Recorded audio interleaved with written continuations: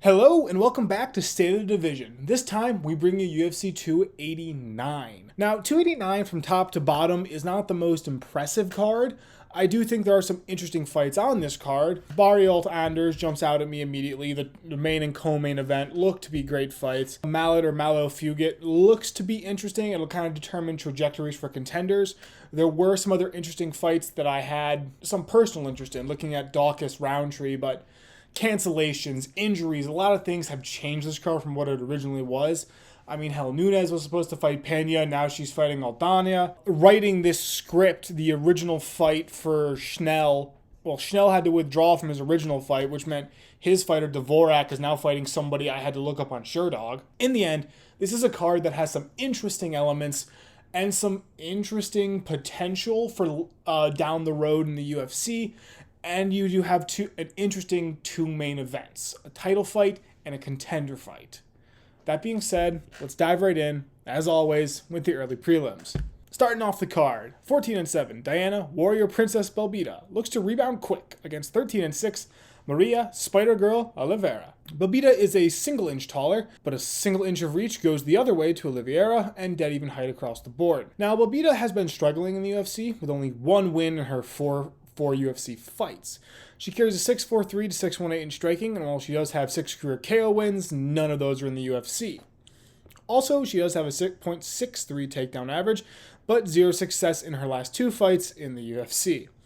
All this makes me call her the striking type of grinder that like to stay on the feet, rack up the striking totals, or just kind of get the points to win the fight. However, she is incredibly vulnerable to takedowns, where in all but one of her fights she was taken down, and the only one she wasn't, she lost by armbar, so she can be taken advantage of in a variety of positions. Oliveira also has one win in her last 4 and has incredibly similar stats. 5.27 to 5.35 in striking with a .62 takedown average. Unlike Belbita, Oliveira seems to rely on takedowns in her wins instead of taking the striking lead.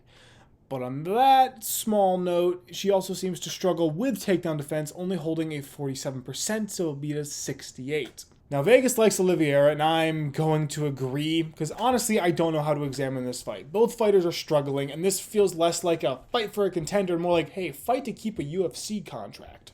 That being said, I am going to agree, Oliveira brings a takedown game and at least competent striking to the table, as well as being the Vegas favorite.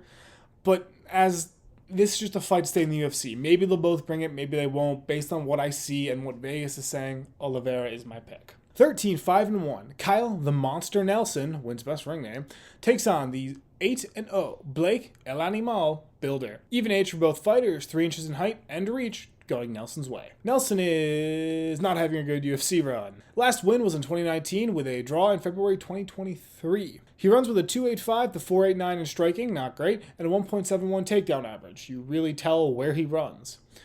He very much lives as that killer be killed kind of fighter, with 3 of his 4 losses coming by finish.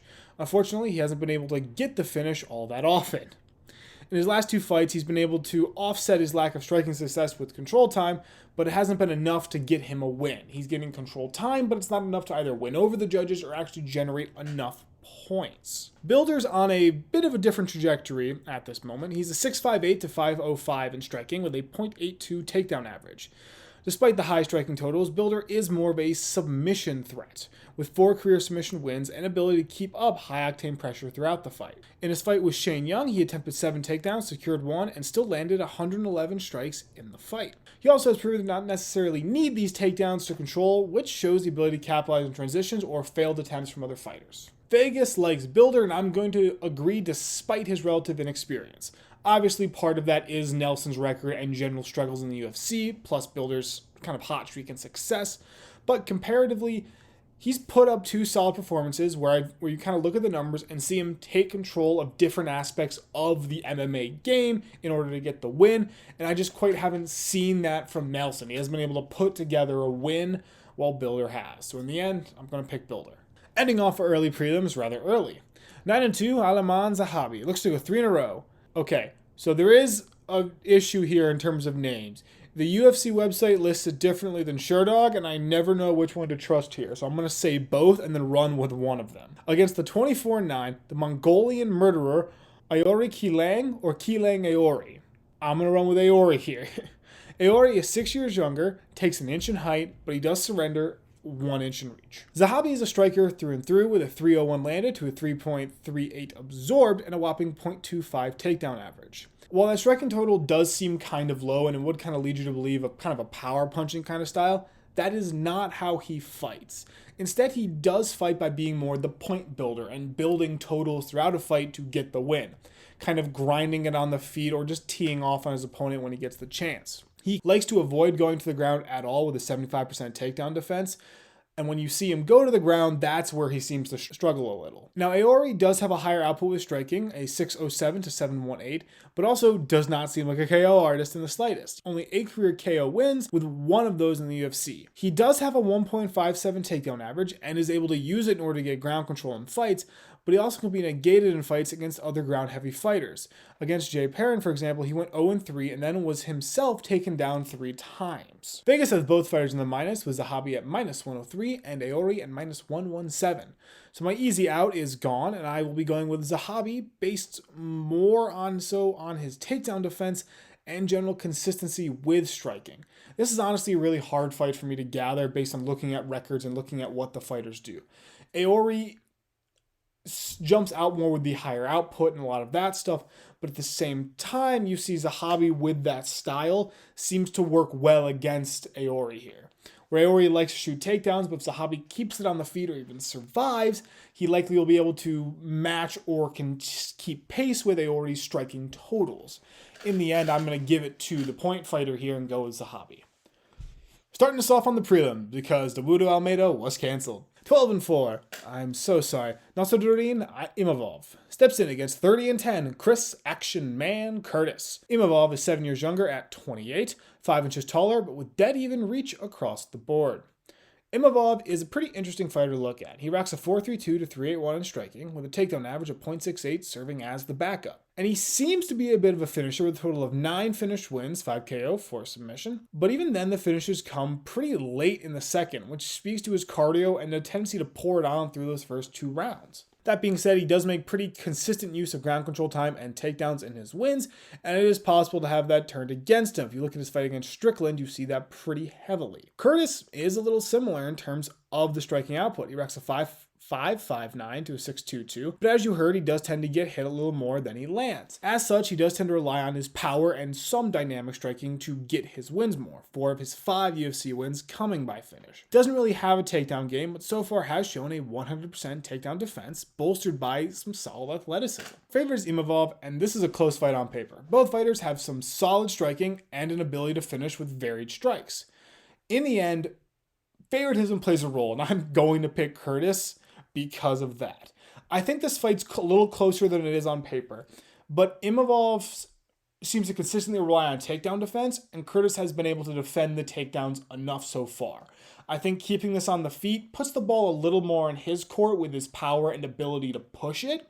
That being said, I will not be surprised if Imavov wins this. I think he can easily keep pace or even match. I'm just going to pick Curtis because I think he has that slight edge with his takedown defense. Now this is a fight I didn't know where to put it till the last minutes. 13-4 Miranda, with a stupid name, Maverick, looks to go 3 in a row against 8-2 Jasmine Jasudavicius. I'm so sorry. Maverick is 9 years younger at 25, 4 inches shorter, and giving up 3 in reach. Maverick is coming off 2 pretty definitive wins and definitely presents as a ground-focused fighter. 2.70 takedown average with 6 career submission finishes and 1 submission win in 2022. This backed up by an okay striking percentage of 374 to 253, good enough to hang in there, but definitely not the highlight. She does have 1 KO win, but it's not really a consistent threat with her. It's an outlier in regards to her striking, at least I feel that way. Overall, she lives and dies by that ground game, with all but 1 of her UFC wins having 3 or more takedowns for about 4 or more minutes of ground control. She doesn't always seem to be hunting for that submission attempt, and will just take the control time given to get to the end of the fight. Jasudavicius is admittedly similar, 2.50 takedown average, but her striking is a little worse, 292 to 385. She tends to get pieced up on the feet more and doesn't take the striking leads as often as Maverick does. Additionally, she doesn't get or go for submissions all that often, instead grinding more to the end in order to get her decision wins. So you kind of have a disparity in terms of how the striking is presented with these 2 fighters. Now, Maverick is Vegas's picks, and being boring, I'm going to agree. As I said, both fighters are similar in the numbers, but with Maverick, I see more in terms of that better striking, more in terms of her controlling a fight more, I'm going to say dominantly, but it's probably not the correct word in comparison to Jasmine here. Jasmine's best bet to win is to still try to finish Maverick, but that means she has to step in with Maverick, and that's always a danger with fighters who do finishes. Trying to outpoint them gives them time to work for finish and all that. So in the end, I am going to pick Maverick kind of based on that thought process. With a last-ish minute change of Matt Schnell having to drop out of his fight, 25 David the Undertaker Dvorak, with the ripoff name, takes on 9-1 Steve Astro Boy Urseg, or Urkeg, I don't really know. I'm going to go with Urseg. Urseg is 4 years younger, 3 inches taller, with no idea on reach because it's not listed anywhere.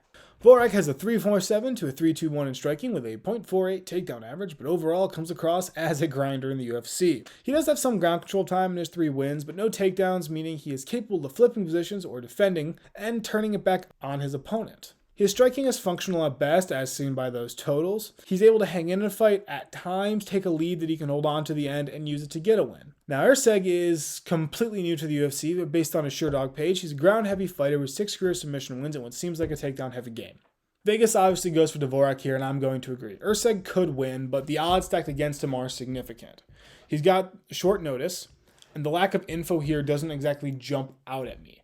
He's a ground-heavy fighter going against somebody that is able to work well on the ground from his stats, but also has what looks to be better striking than Urseg. Someone who's able to hang on the feet and to work the feet in a way that I think will be slightly better than Urseg. In the end, I'm going to pick Dvorak kind of based on the idea that he'll be able to keep himself up with an 81% takedown defense. Now, opening up our main card. 15, 6, 0, and 1. Powerbar, Marc-Andre Barriault tries to go 2 in a row against the 15, 7, 0, and 1. Eric, ya boy, Anders. Barriault is 3 years younger, but he does give up a whopping inch in reach with dead even height.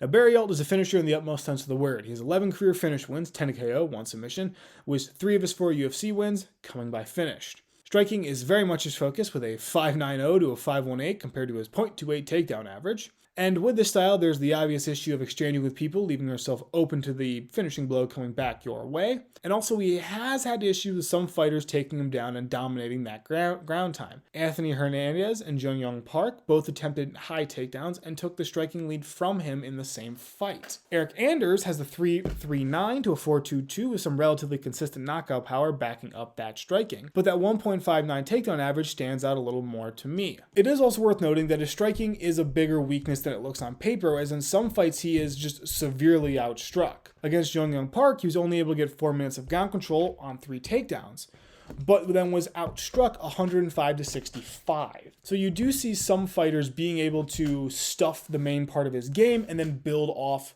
their striking to kind of counter him. That being said, Vegas likes Barriault by a narrow margin, and this is a close fight for certain. You have one fighter who struggles on the ground and a fighter who can use the ground but struggles on the feet. Both fighters like that finish, and in the end, I'm going to lean Barriault here.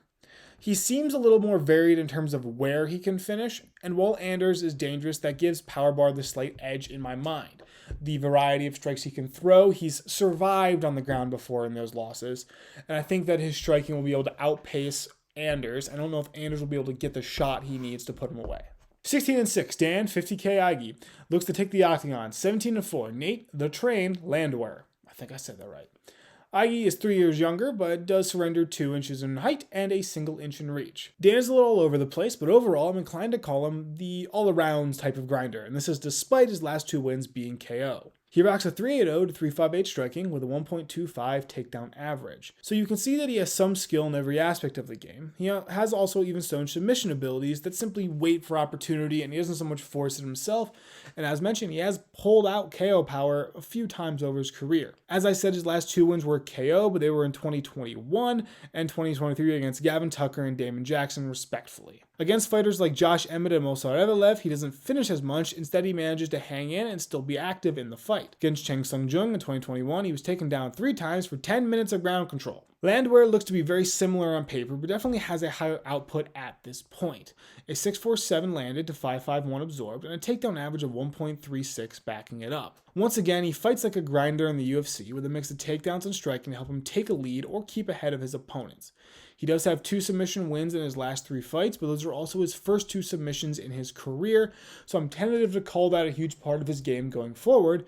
But that being said, he looks to be competent in both aspects of the game, and the question will be, how does he handle a step up like this? Now, Vegas likes Aggie here, and I am conflicted, but in the end, I'm going to take a guess. I'm going to go with Landwehr.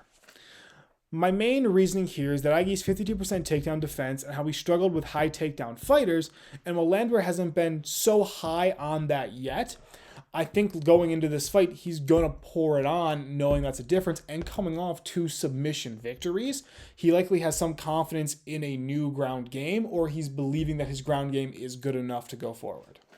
In the last fight before our 2 main events, 9-1-1 Mike Proper Mallet looks to keep his UFC record perfect against 9-3 Adam Fugit. Even in age and height, so the only difference is 4 inches in reach, going Fugit's way.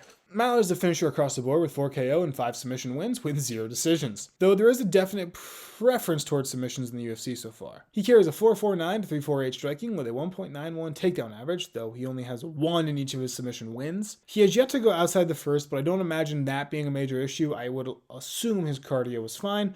Other notable things I noticed were that he doesn't seem to put much effort into defending takedowns, or in fact is fine playing from the ground or a different position. Fugit is also a pretty new fighter, with this only being his 3rd fight. All that being said, he very much seems to be more of a striking-based fighter with 5 career KO wins. His striking sits 5.40 to 5.90, which speaks to his tendency to swing and bang, getting hit and hitting in exchange in his fights. He also does have a 4.76 takedown average, but it's bolstered somewhat by his 4 takedown performance against Yusaka Kinoshita, and not so much a consistent through thread of all his fights. Favorite here is Mr. Proper, and I'm willing to agree with Vegas here. Fugit certainly has a chance, but with how Mallet has diversified and excelled in his 3 fights, I'm going to lean his way.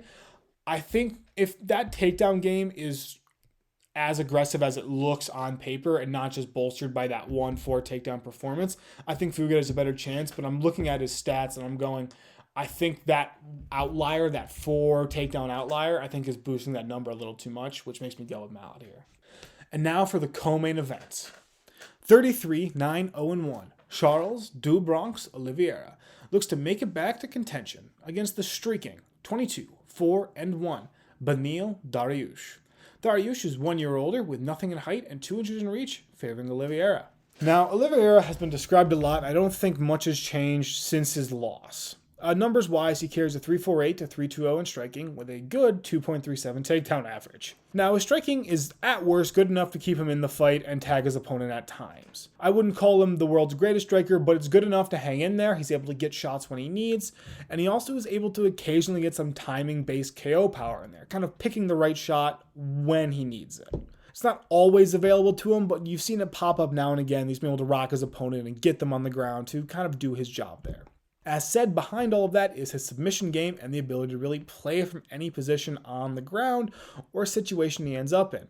I will say he doesn't often get takedowns in some fights, relying on knockdowns or reversals of position, but his ability to capitalize on moments and knockdowns is one of his great strengths. Dariush is a very different fighter. It's the best way to put it. He carries a 3.81 to 2.55 in striking, with a 1.95 in his takedown average, which sounds similar just by numbers. When you look at how he wins, you see the difference. He doesn't get as many finishes.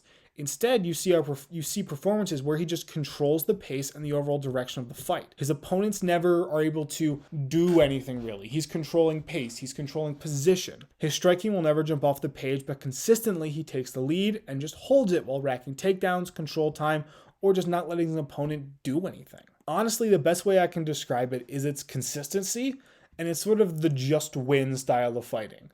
Not the flashiest in the world, no, but he wins fights. He doesn't over-pursue, and he really sticks to his game plan, fight in and fight out, and that makes him pretty dangerous a lot of the time because he almost never seems to get rattled. Now, Vegas likes Dariush, and I have to pause while examining this. I am openly biased to Oliveira. I've been on his hype train for a while. But some part of me really wants to pick Dariush here. But in the end, I'm going to disagree with Vegas and I'm going to pick Oliveira. I don't imagine that Oliveira is able to do what Oliveira does. But what I do imagine is that Oliveira is able to shock him enough or reverse enough times on the ground or affect enough takedowns that he'll be able to get enough rounds to win the fight. I don't think he'll be able to finish Dariush. I don't imagine this turns into a slugfest. I don't imagine there's a finish. But I think Oliveira will be able to do enough to control parts of the fight that he'll end up with the point win over Dariush. For the main event and the lone title fight of the night. 22-5, Amanda the Lioness Nunes looks to continue her dominance against the 14-6 Irene Aldana, who is replacing Pena, as learned, May 3rd. Even age across the board, 1 inch in height going to Aldana, with 1 inch in reach going to Nunes. Now, Nunes is Nunes, and that can about sum up this entire segment. But being serious, she's an incredibly well-rounded fighter with a great deal of power and technique in various areas of the game. She rocks a 4.40 to 2.75 in striking with a fair amount of variety in that arsenal. She also does have 13 career KO wins, so the power has been there, but her last KO win did come in 2019 against Holly Holm. In terms of her ground game, she carries a 2.61 takedown average and the consistent ability to stack takedowns when she gets them. She had 6 in her second Pena night, 6 against Spencer, and 8 against Jermaine Durandamine. I will say that she doesn't always shoot them, but has proven the ability to reverse position and play from any real position on the floor. Aldana is not as much of an all-rounder, instead leaning more into that striking with finishing power and variety that kind of help back it up and make it even more dangerous. As such, she rocks a 5.39 to 5.71 in striking with 3 of her 6 UFC wins coming by KO. And outside of that, she does have a total of 8 career KO wins. Now, she does also have a .20 takedown average and the ability to get submissions. Both feel opportunistic or recovery based rather than these consistent part of her game plan. Plus, I don't imagine she will likely shoot on Nunes in this fight. She does have an 81% takedown defense, which does matter, and multiple times have shown the ability to survive and get back to her feet to continue the fight. Her submission threat also comes into play here, where she can switch positions with who's controlling ground in that moment. But as I said, it's much more opportunistic or game plan than a consistent thing I feel in her fighting style. To no one's surprise, Nunes is the favorite, and even less surprised, I'm going to agree. Nunes has proven time and time again that she excels in multiple parts of the game, and it's hard to pick against her going into any fight. Now, if Aldana wants to win, she's looking for those moments, those like pinprick size moments to get Nunes and put her away as quick as possible. On the ground, she's looking to get the submission sunk in when Nunes isn't ready. We saw Nunes get submitted against Pena, and if Nunes comes in kind of that same rattled style, maybe Aldana has a shot.